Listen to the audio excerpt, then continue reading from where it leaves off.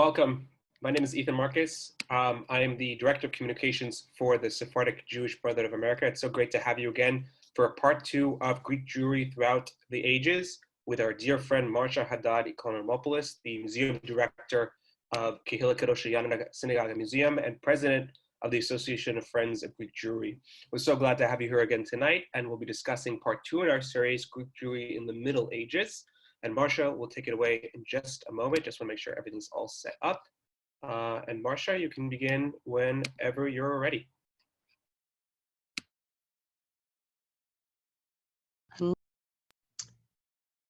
Okay. You can hear me now, Ethan? Okay, great. I'd like to welcome everybody back to part 2 of Greek Jewry through the ages. This is truly an honor. I want to thank the Sephardic Brotherhood of America. I want to thank my home away from home, Kel Akadosh Yanana. I want to thank my friends around the world that made the first session so great. Okay. Ethan, it's not moving. We're having a little technical difficulty here. Click the arrows. I did. It's not doing anything. Click the screen. There's no arrow on the screen, sweetheart. Click the screen. Click the screen? Okay.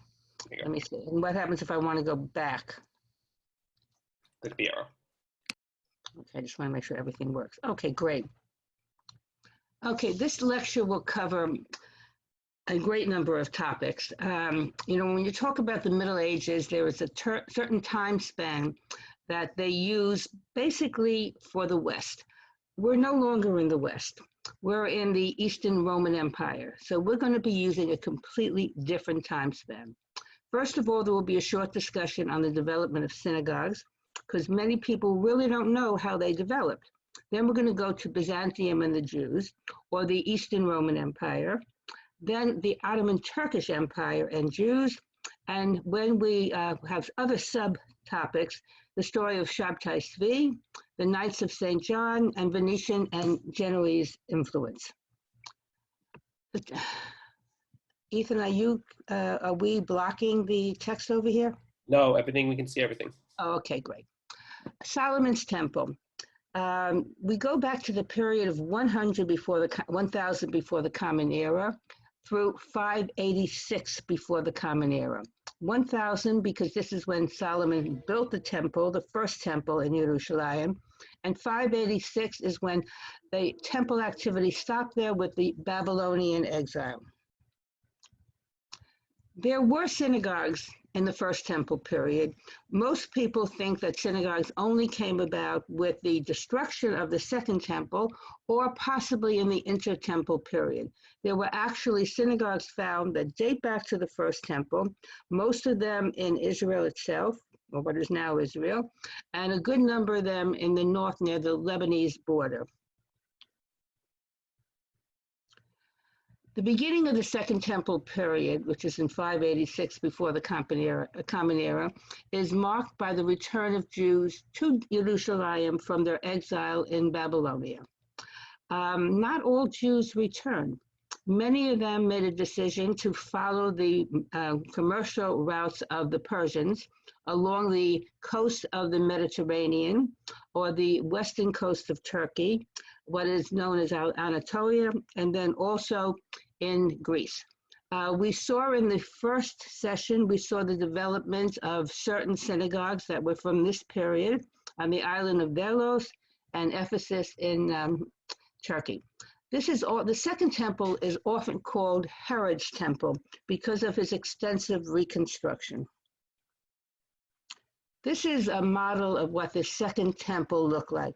And I want you to look at this carefully. You can see over here is where the sanctuary would be. That was the important part of the temple. That's where the Ark of the Covenant was kept, and only high priests went inside.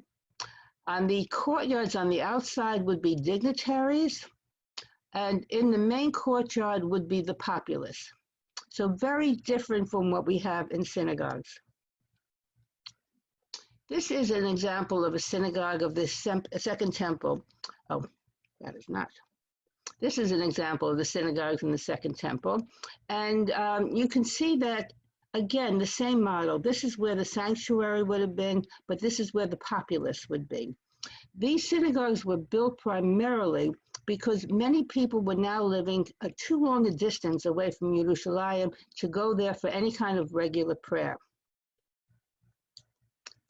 This is the floor plan of what a typical synagogue would look like over here during this period, and what a typical church would look like during this period. I'm talking about the 3rd century of the Common Era.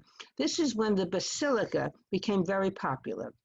First place, the synagogue comes from Greek, synagogue, a gathering place, and basilicas were large buildings that enabled people to go inside to join in prayer. This is a timeline, my timeline of the Byzantine Empire. At this point, I really would like to send my sincere thanks to Queen's College and their excellent studies program in Byzantine and Modern Greek. I learned so much about the Byzantine Empire, and this is one of my favorite topics because I was amazed to find how many people know nothing about Byzantium. The Byzantine Empire technically started with Constantine moving the capital of Rome to a city on the Bosphorus called Byzantium, and humble soul that he was, renaming the city after himself, the city of Constantine or Constantinople. These are different developments during the course of the Byzantine Empire that we will be talking about. The technical end of the Byzantine Empire was the fall of Constantinople with the Turkish invasion in 1453. This is a map of Byzantium. As you can see, at the center was the capital, or Constantinople. It bordered on the Black Sea, and you had, going to the east, it went as far as Syria, and in fact, Aleppo and Damascus were included in the Byzantine Empire, and as far to the west, going into Greece with major Byzantine development in Thessaloniki, and in Athens, and even to the coast of Italy to Bari. Little about Constantine. He was born in 272 of the Common Era and died in 337. He moved the capital of the Roman Empire from Rome to a city on the Bosphorus called Byzantium. He was the son of a Roman emperor, Constantinus, and his mother was Helena, or Eleni, who was described as a common woman. She was actually a barmaid because Constantine's grandfather, Eleni's father, owned a tavern, and Constantine's grandfather, Eleni's father, was Jewish. So technically, according to Halakha, Constantine was born a Jew. But it was his mother, even more so than him, would change the roadmap of the Roman Empire, the Eastern Roman Empire, and make it a Christian empire.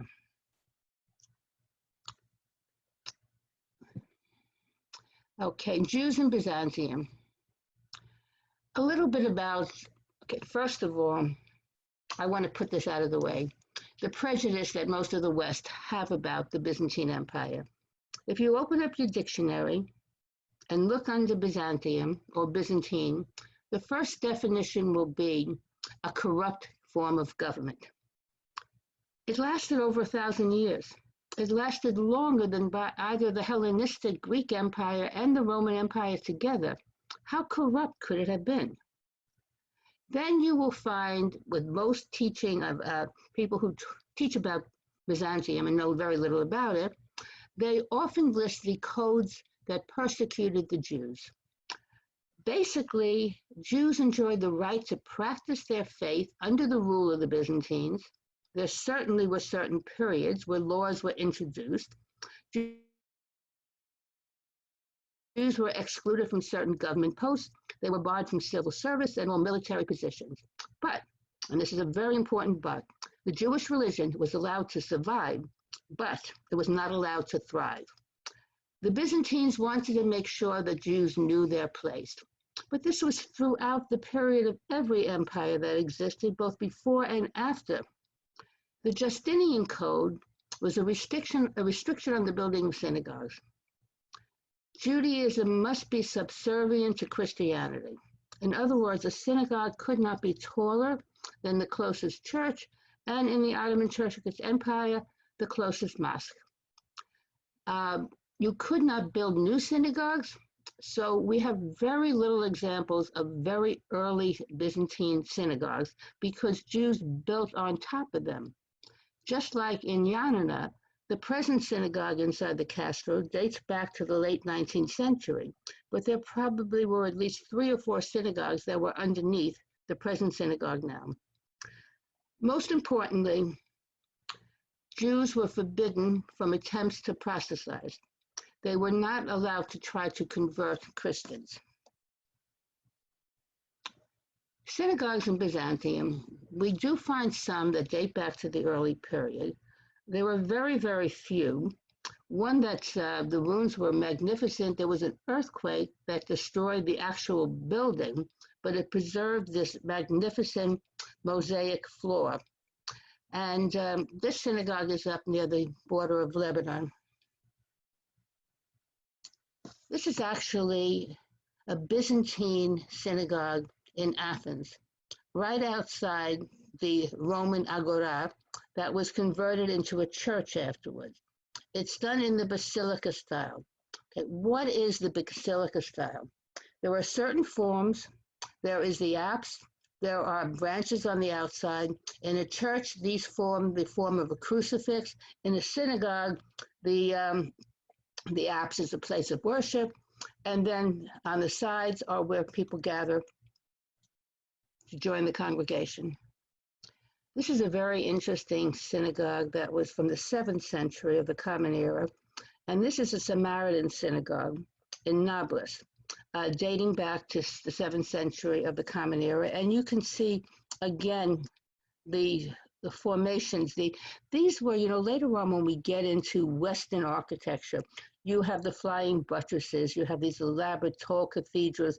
These arches were the very beginning, if anything, primitive means of heightening a building. Okay, this magnificent building, which is actually a drawing of the synagogue in Florence. Now, the synagogue in Florence was not built until the 19th century under emancipation. But the design of the synagogue was a very traditional Byzantine design. And you can see the apse over here. These are the women's galleries over here, the different extensions of the arches. So this was a good example of what a traditional Byzantine synagogue would look like, even though it was not built during the Byzantine period. Okay, what contributions to Judaism did Byzantine Jews make? If you want an excellent book to read Professor Stephen Bauman's The Jews of Byzantium, fantastic scholarly work, and he goes through all the contributions. These are just some of them. Eleazar Calder, who lived from 570 of the Common Era to 640, and he was a writer of piyutim, or poetry, from Constantinople. Asaph the Jew, who lived between the 5th and 7th centuries of the Common Era, wrote the first Hebrew medical treatise. Then there was the Sefer Yosephan. Now, the Sefer Yosephan was actually commentary that was written discussing the history of Judaism from the time of Daniel and Esther up until what was for them the modern period, which was Byzantium. It was appended afterwards. And this was written in Italy, in the Greek-speaking Jewish communities there, in South Italy, in Bari. Judah Leon ben Moses, Moscone, was a Roman Jew from Akrida, which is actually present-day Ohrid in North Macedonia. And he edited and expanded the Josephon. This is an actual piyutim from Eleazar Kalea, and his piyutim became the basis of piyutim that were created afterwards. And most of the styles of piyutim follow the style that he put down. This is Asaf, who wrote the medical treatise. And this is an actual example of the Sefer Yosepan. We had, during the first lecture, our tour guide was St. Paul in the 1st century, Saul of Tarsus, who took us on a little tour of where Jewish communities were during the 1st century. Our tour guide in the Middle Ages is a man by the name of Benjamin of Tudela, who came from Tudela in Spain. He's very often called rabbi, but he called every man he met a rabbi, and it's very unlikely that he was. He was a traveler, and he went from Tudela in Spain over to Italy, and from there to Greece, then on to Turkey on his way to Jerusalem, stopping at Jewish communities along the way. And he would record the population. Now, mind you, we have no idea what the census was like then, and his figures are a little strange. He has one Jew on the island of Corfu. I don't know where that came from. It's sort of hard for one Jew to exist all by themselves. And he has, we don't know whether he just counted the male heads of households, or if he counted just the families, or he counted actual population. The most populous city at that time in the 12th century for Jews was Constantinople, with 2,500 Jews. Then you have Thebes, which is interesting because we don't think of Thebes as a place to be populous for Jews, but it was the center of the dyeing of fabric, the dyeing of the purple garments for the Byzantine emperors, and the Jews had a monopoly on the dyeing of fabric. We have 500 Jews in Thessaloniki. He shows Chios and Rhodes, each with 400 Jews, and Jews in Corinthos and Samos. Now, occupations of the Jews of Byzantium. First of all, this is Thebes, which was the center for silk dyeing, dyeing the purple garments that only the Byzantine nobility could wear. There was an expression, born into the purple. Common men could not wear purple, only the Byzantine nobility. And that's why it was so populous for Jews at that point. Most of the occupations of Jews during the Byzantine period had to do with the textile business. The making and creation of fabrics. You know, there's an admonition in the Hebrew scriptures that any fabric that comes in contact with the laws, so a fabric that would be made into a taleth, a fabric that would go around the Sefer Torah, had to be pure, only one fabric used. The Byzantine Greeks had become so proficient in the creation of fabrics that looked more expensive than they actually were, using cotton to make imitation silk and linen, that the Jews felt they could not feel safe to buy their fabrics from the Byzantine Greeks, so they started to produce their own. They went as far to bring back silk, going into the silk area on their trade routes. They brought back silkworms and began to produce their own silk in Greece. By the way, on those journeys into the Black Sea is when the Jews brought back tamara, which is what's used to make tarama salata, the salad that's made from the roe of salmon eggs. They also were involved in the actual making of garments, which moved into leather afterwards, and centers of leather, such as in Castoria and Constantinople, became major centers of Jewish presence.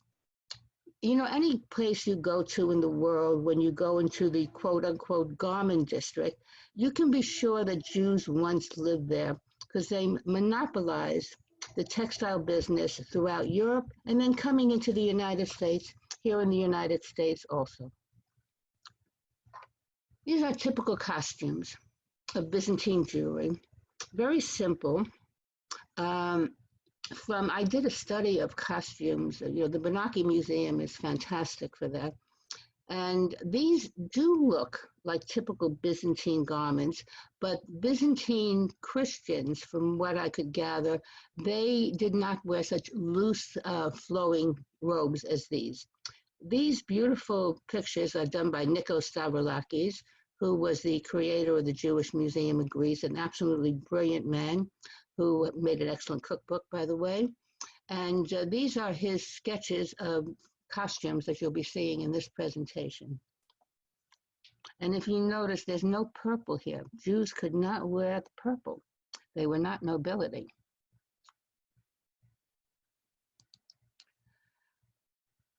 We're now going to talk about conflicting empires.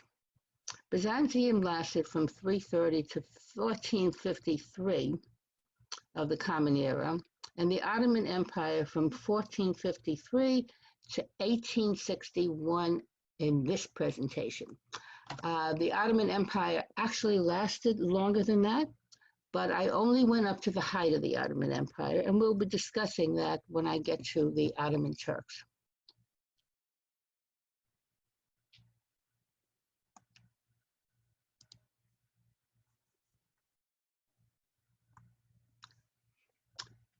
The discussion of the fall of Constantinople in 1453, how did Jews feel about the Byzantine Empire? How did they feel about the fall of Constantinople? Many feel they would welcome the Turks because they might treat them better, but really the Byzantine Greeks didn't treat them that poorly. And they had lived under the Byzantine Empire for over 1,000 years. We have one example of an actual lament that was written by a rabbi from Crete on the occasion of the fall of Constantinople. He uses many biblical references, and he talks about the Turks as the enemy that has ruined his vineyard and killed multiples of his people. We don't know of the Turks killing any Jews in their conquest, but he identifies with Byzantium, and he talks about the Byzantine Empire as a morning star, and that the Ottoman Turkish Empire as something worthless. So this was a very interesting lament to find. Unfortunately, from this period, you find very little commentary. In fact, Professor Bowman was the only one that went into any detail on finds such as this. The Middle Ages for Greek Jewry. Now, if you talk about the Middle Ages in the West, it's called the Dark Ages, and understandably so. There was very little literacy that went on, very little learning. It was a period that ended with the development of the Renaissance in the West. These are very different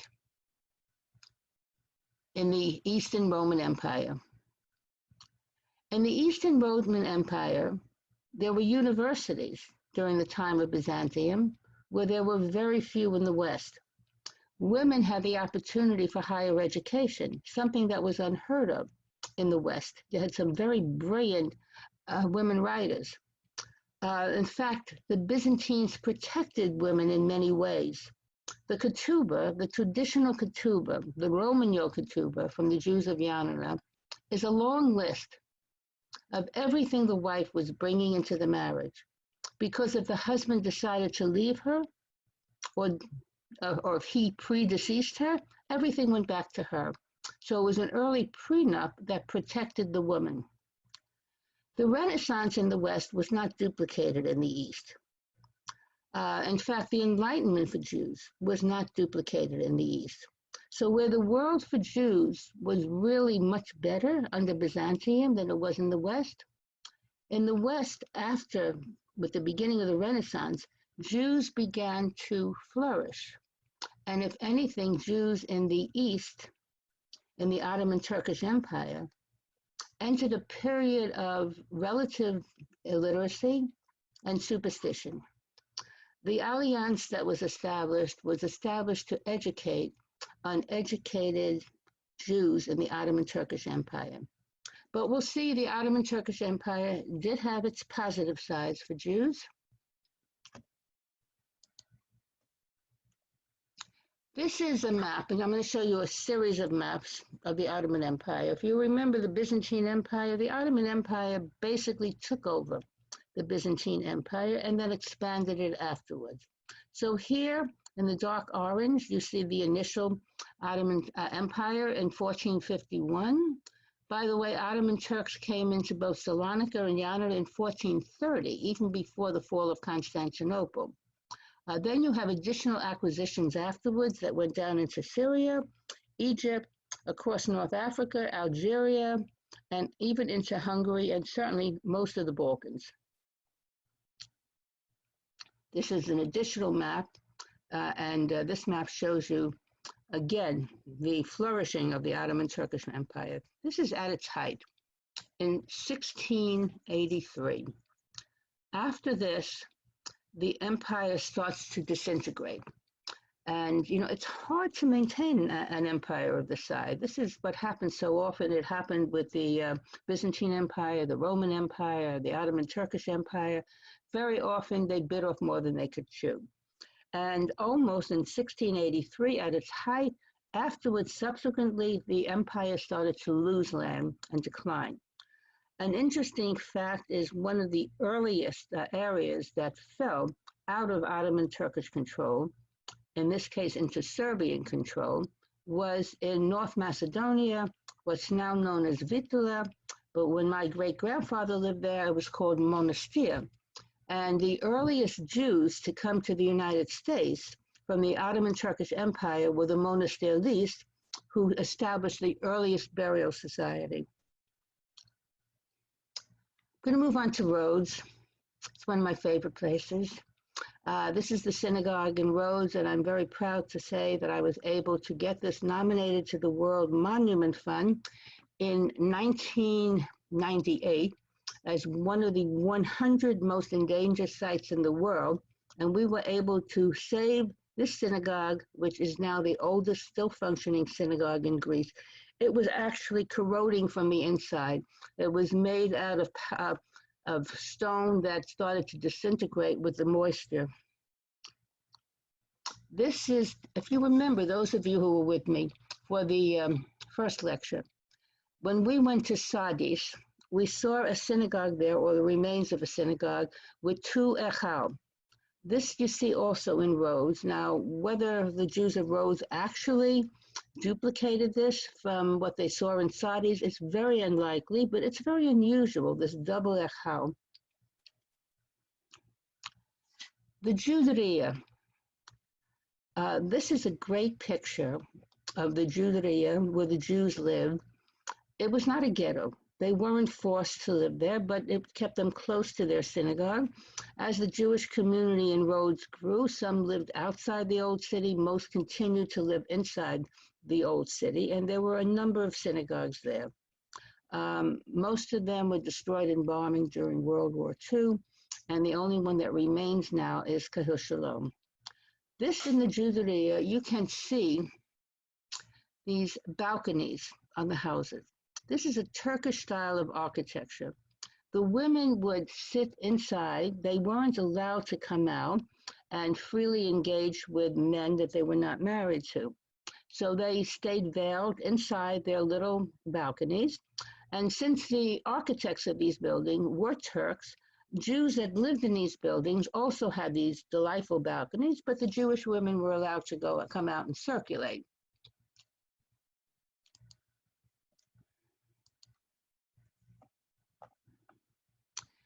I'm going to move on to Yeni now. Of course, Yeni is our sister community, Kehillah Kadosha Yeni, the Holy Congregation of Yeni.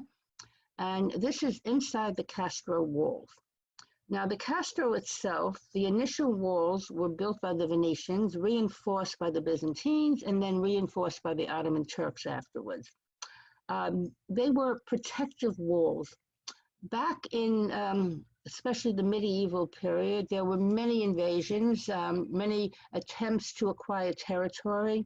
Even on islands in Greece, there were always, at the highest point in the island is where the city would be, so as to prevent pirates from coming in and pillaging the island. These were, let me just get this out of here. These were, what you're looking at now is the latest reinforcement with the Ottoman Turkish walls. And actually, if you walk around the corner here, you come to the synagogue of Yashan, the old synagogue in Yanina. Forgive me.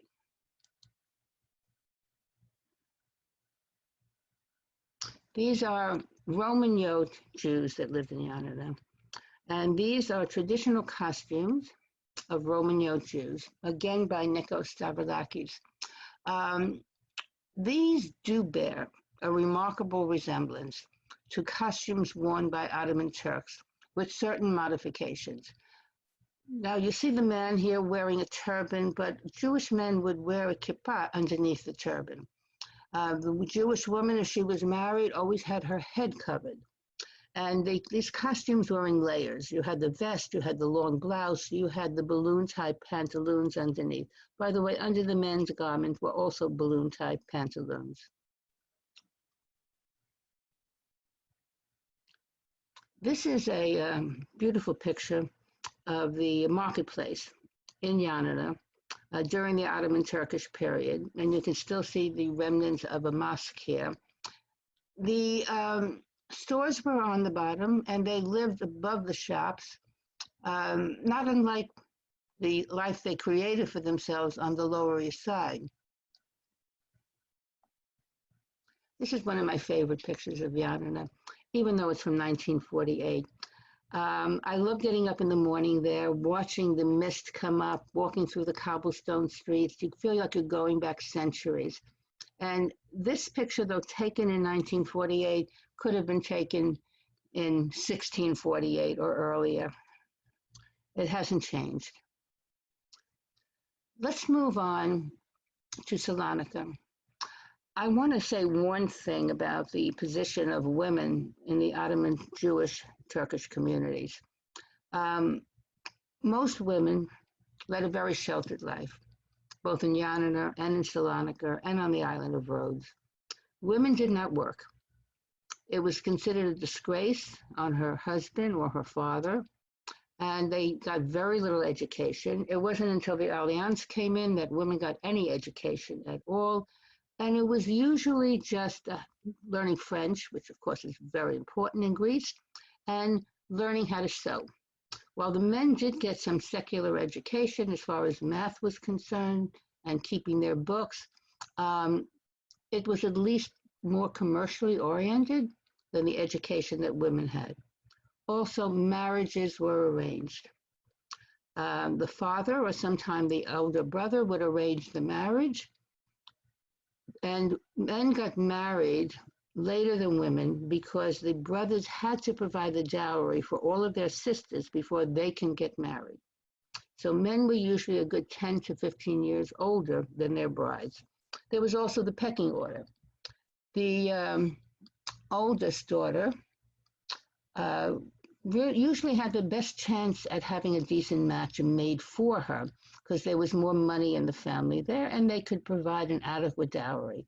And part of that dowry was usually a place for the couple to live. In Yanina, it was usually resolved by two brothers marrying two sisters, therefore they can share one house. There was no concern about marital bliss, obviously. In Salonika, it was such a diversified community. You had wealthy Jews, you had middle-class Jews, you had poor Jews. But the same system was kept until the dowry was actually outlawed in 1932, I believe it was, quite late. 1982, even later. These are pictures of Ottoman Jews in Salonika. Going back to the woman's costume here, it's called by the headdress, the kofcha, and her hair would be wrapped up and kept on top. This is actually a picture of a priest walking through the where the troops are being reviewed, but it's a beautiful example of some of the architecture from early on, because so much was destroyed in Yanina, in Salonika with the fire there in 1917. This is actually in the old city, Antiquity, up on the top. And this is where many refugees lived when they came into Salonika. It was also a mixture of population. There were Muslim Turks and there were Jews. Most of the Christians lived down in the city center, and most of the Jews, especially those that worked at the port, their husbands worked at the port, lived down next to the port. And this is a lovely painting of a taverner on the way to Salonika. And you can see the colorful outfits. And by the way, the different colors of the turban denoted occupation. An important figure during the Middle Ages in Greece, especially in Salonika, is Shabtai Tzvi. If you don't know the story of Shabtai Tzvi, it's a fascinating person to look up and research. He was a Roman Jew from Smyrna or Izmir, and he was proclaimed the Messiah in 1666 by his prophet, Nathan of Gaza. You know, to be the Messiah, there are certain requirements. You should be charismatic, and you have to have a prophet to come ahead of you to tell the world that you're coming. Well, 1666, Nathan of Gaza proclaimed Shabtai Tzvi as the Messiah. You know, going back to the expulsion from Spain, it was such a traumatic catastrophe for the Jews, not only of Spain, but the Jews of the world at that time. How could God have done something so terrible and not have something excellent in store for the Jews? There had to be something good that was going to happen, and what could be better than the coming of the Messiah? So they all went back to the Kabbalah, they researched, they did the numerology, and came up with dates. And one of these dates turned out to be 1666. Shabtai Tzvi appears. The Jews are appalled by this.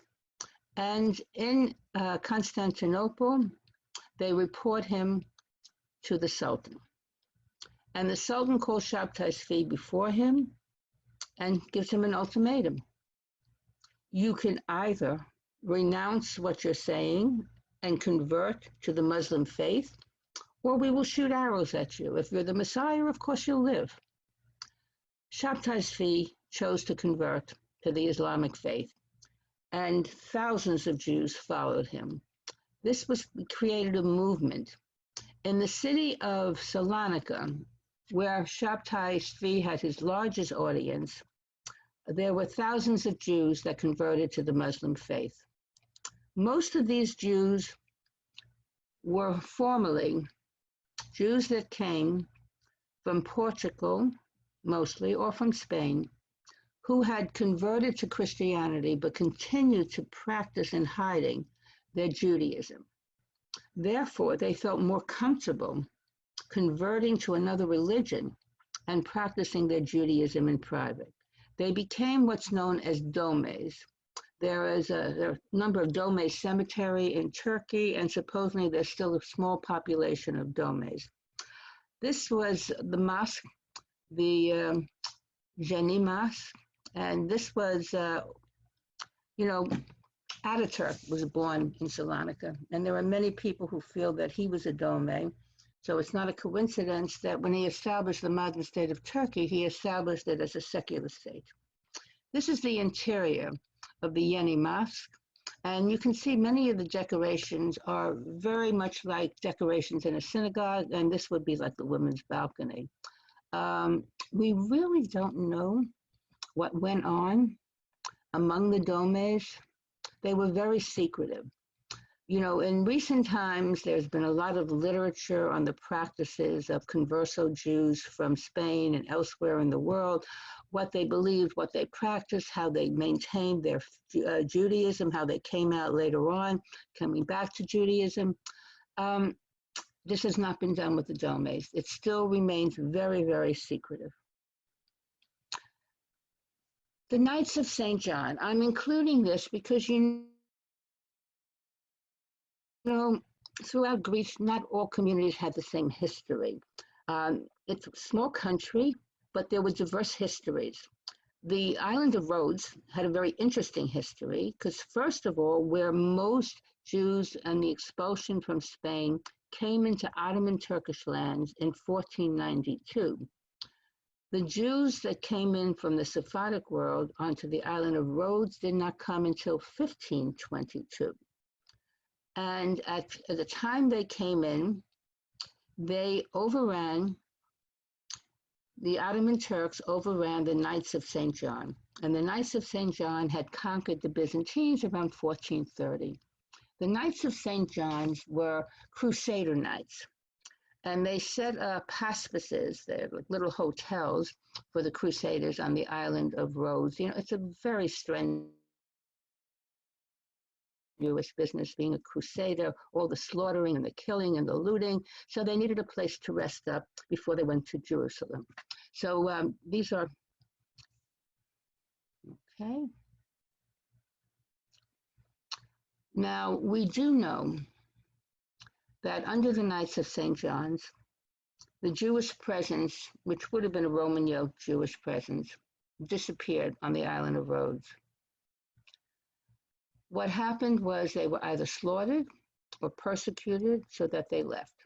And it wasn't until 1522 under the Ottoman Turks that there was a Jewish presence that repopulated the island. This is a delightful little map of the siege of Rhodes in 1522. And this is a lovely picture of a scene, a lithograph of Rhodes under the Knights of St. John. And you can see the structures they built, the towers, the palaces, the fortifications. It's something that makes Rhodes one of the most interesting cities in Greece. This is an actual picture of the modern day street of the Knights, and all these little houses were like little hotels. And the flags would be outside of them at the time that the Knights were in power there. Now they are usually taken over by municipal buildings. This is the Jehoshalam Synagogue, beautiful synagogue. And you can see this is a typical Ottoman style synagogue with the high ceilings, many windows to let in natural light. This was built, completed in 1577. And of course, electricity was not put in until the 20th century. The chandeliers are very new there. But this is after the restoration. You can look at the floors. These are called sheshikos. And this is the style of flooring throughout the streets in Rhodes, and even inside the houses. And this is part of the Jewry, a little alcove where it's not filled with all the paraphernalia of the Torah stands, and you can actually see the structures of these little alcoves. This is a picture of the Jewry, and you can see the same style as in of the balconies that we saw in Yeni for the Muslim women. Excuse me.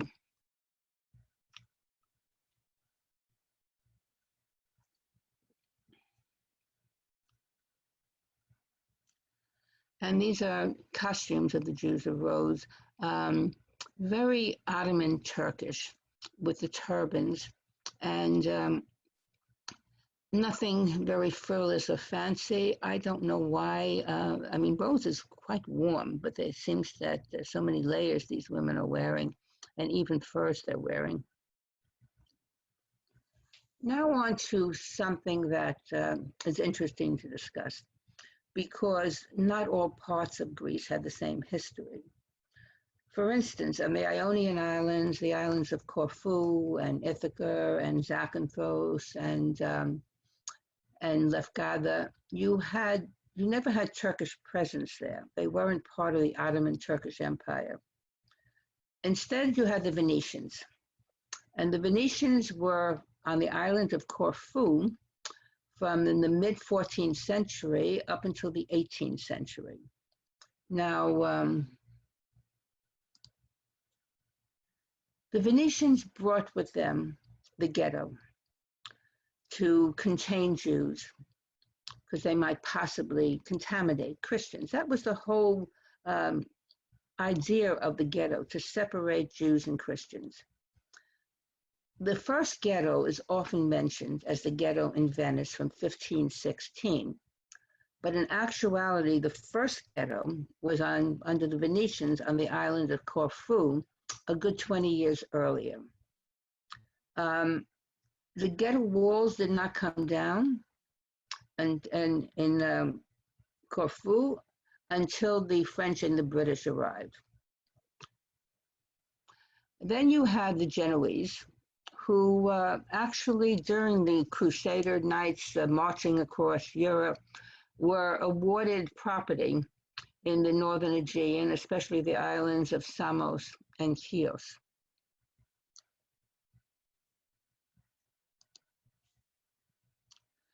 This is Corfu, beautiful island. You can see the Venetian fortresses here, and you can see where the ghetto was over here. Many small buildings crowded together where Jews lived. It was really not very attractive, but ghettos aren't meant to be attractive. This is an example of what's still left of some of the ghetto buildings there. You can see the structures are taller. They're very close together. This happens to be in the only remaining synagogue. This is the Bima in La Scuola Greca, the Greek school, or the Roman Synagogue. At the time of World War II, there were 4 synagogues. Most of them were built by Jews that came from Apulia in Italy. And then there was the Greek synagogue, the Roman Synagogue. These are the teaks holding the Sefer Torahs inside the La Scuola Greca. And this is a beautiful Hanukkah from Corfu. The Genoese, Jews inhabited the island of Chios under the Genoese, and this is a beautiful mosaic floor that was taken from a synagogue and now is in the Municipal Museum in Chios.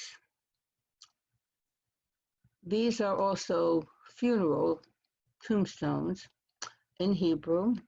The names are very Italian on these, and this is also in the museum in Chios town. This is a seal from the Jewish community of Chios. And this is a monastery. Why are you showing a monastery now, Marcia? Well, this is Neomoni, quite large and beautiful monastery on the island of Chios. And at the time that the Genoese came in, the Greek Orthodox Christian population placed the Jews within the safety behind the walls of the monastery where they were protected from the Genoese. The Jews were fearful of what the Catholic Genoese would do for them. And actually the Greek Orthodox Christians gave them sanctuary within the monastery walls. So I figure this is a nice note to end on. And we're going to open the floor for questions now. Ethan, are you there? Yes, I'm here. Okay, great. You take the question. Okay, great. So, yeah, exactly. So I just want to, first of all, thank you, Marcia, so much for your wonderful presentation as always. Really beautifully done as always. And we thank you so much. And Kehil Kadoshiana for partnering with us with this new and special series. Just to let everybody know how we're going to do this and take questions, we're going to either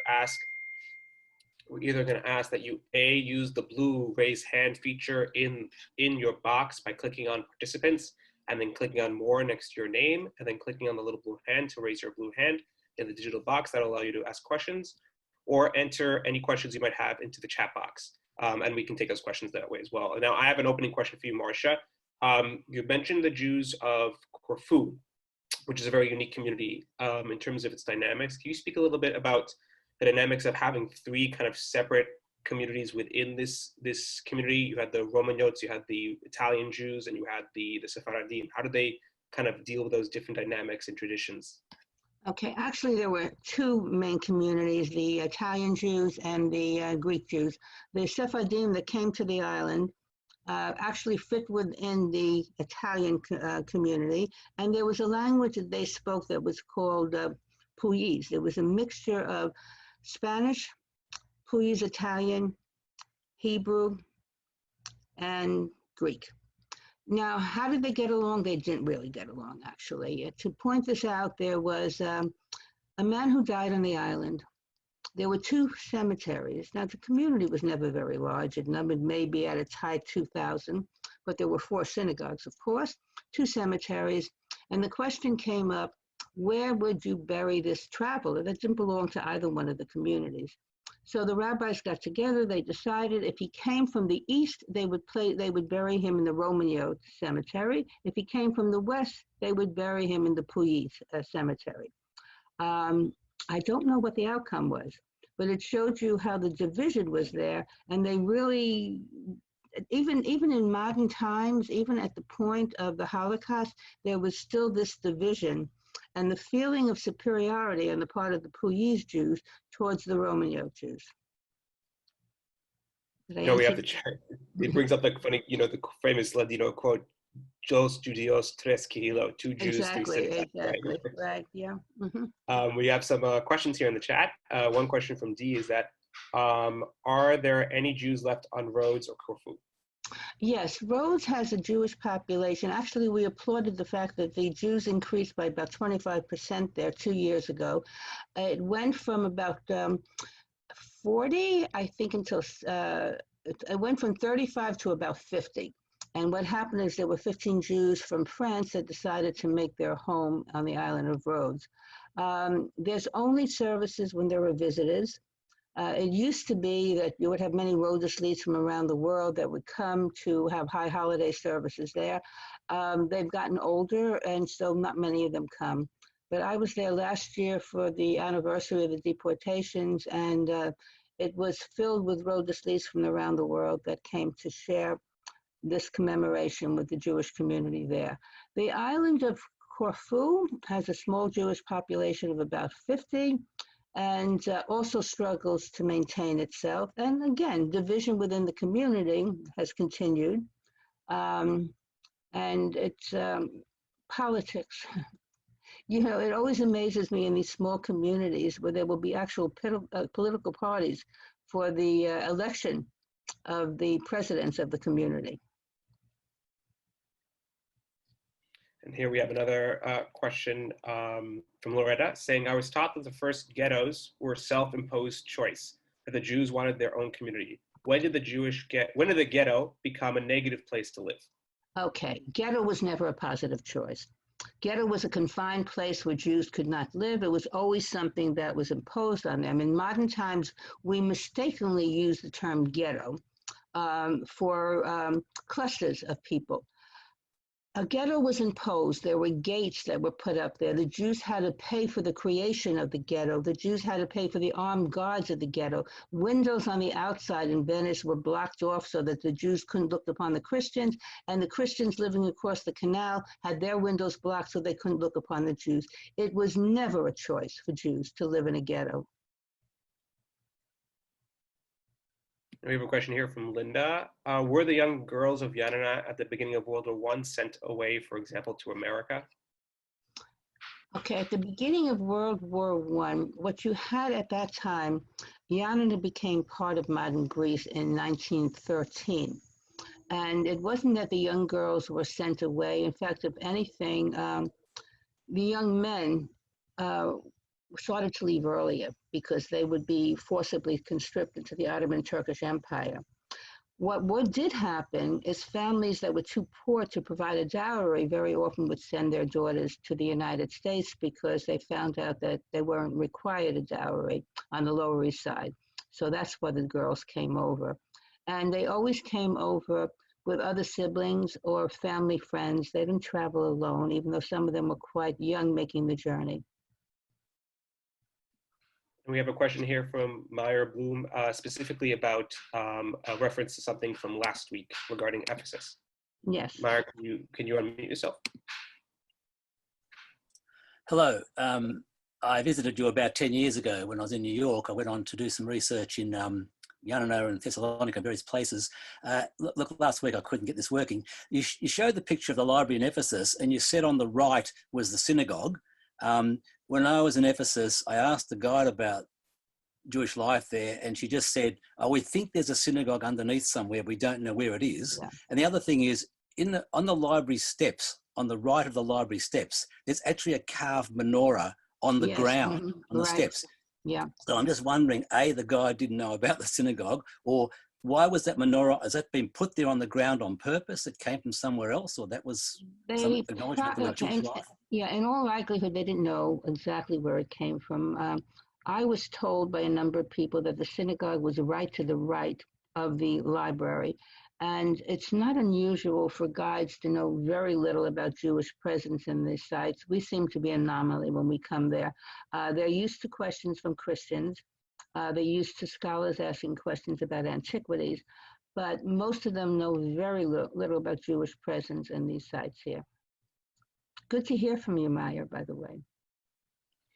We're going to take just one last question because I want to be cognizant of time. From Andrea, how many Jews are in Yanina at this point?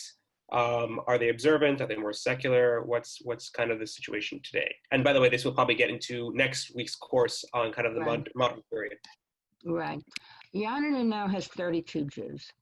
And that's probably a stretch because there are Jews in other parts of Greece that are very adamant about being included in the population in Yanina, such as Zinat Batino, who is the present museum director of the Jewish Museum in Athens, and whose father, her late father, was president of the Jewish community there. And when they told her she could not register as a Jew in Yanina, she says, fine, I'll quit my job and I'll move back to Yanina. So rather than losing her at the museum, they allowed her to continue to include herself in the Jewish population there.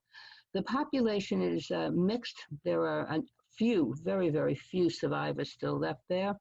There's a generation that was born after the war, such as Allegra Matza and John Caliph Ezra. And the community is also split between the Holocaust survivors that didn't have the benefit of an education and were mostly shop owners. And because of the fact of the hospital at the University of Yanina, some absolutely brilliant people who came to study there or were living in Yanina and decided to stay to study at the museum. Moses Eliasov, the president, just retired from being head of internal medicine at the University of Yanina, is now the mayor of Yanina. John Caliph Ezra is also a physician there.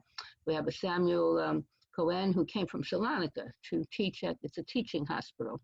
There are some young children because two students from Yanina who weren't originally from Yanina but were studying at the university, they fell in love with the city, decided to stay, and they have now added 2 young children to the community. But we lose people every year. You know, the community is elderly. And it's always sad when a longtime member of the community passes away. Thank you very much. Okay, with that, I want to again thank Marcia again for a wonderful presentation, part 2 in our series on Greek Jewry throughout the ages. This is part 3 will be again next week for the final and third part of this series on Monday at 8 p.m. Eastern, 5 p.m. Pacific, like this week. You can find the link online at our website, sephardicbrotherhood.com/Sephardic Digital Academy, along with many of our other courses that are currently going on history, on Ladino language and culture, on Romaniote history, on Torah, on Halakha, and many other communities from around the country and around the world even.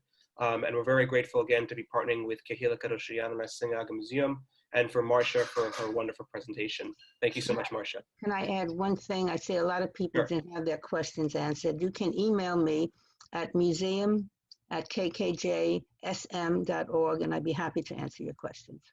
Perfect. Thank you so much, Marcia. Thank you.